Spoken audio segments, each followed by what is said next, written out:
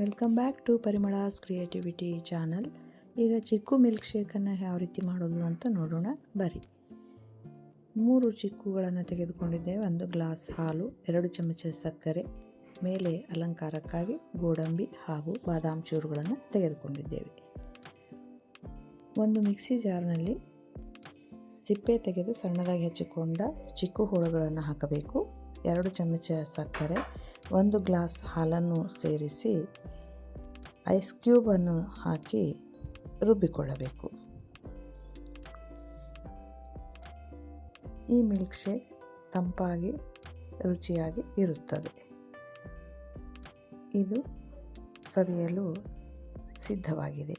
1 ಗ್ಲಾಸ್ಗೆ ಅದನ್ನು ಟ್ರಾನ್ಸ್ಫರ್ ಮಾಡಿ ಮೇಲೆ ಐಸ್ ಕ್ಯೂಬು, ಗೋಡಂಬಿ ಹಾಗೂ ಬಾದಾಮ್ ಚೂರುಗಳಿಂದ ಅಲಂಕರಿಸಿದರೆ ಚಿಕ್ಕು ಮಿಲ್ಕ್ ಶೇಕ್ ಸವಿಯಲು ಸಿದ್ಧ. ವಿಡಿಯೋವನ್ನು ವೀಕ್ಷಿಸಿದ್ದಕ್ಕಾಗಿ ಧನ್ಯವಾದಗಳು. ಇಷ್ಟವಾದಲ್ಲಿ ಲೈಕ್, ಶೇರ್, ಸಬ್ಸ್ಕ್ರೈಬ್ ಮಾಡಿ. Thank you.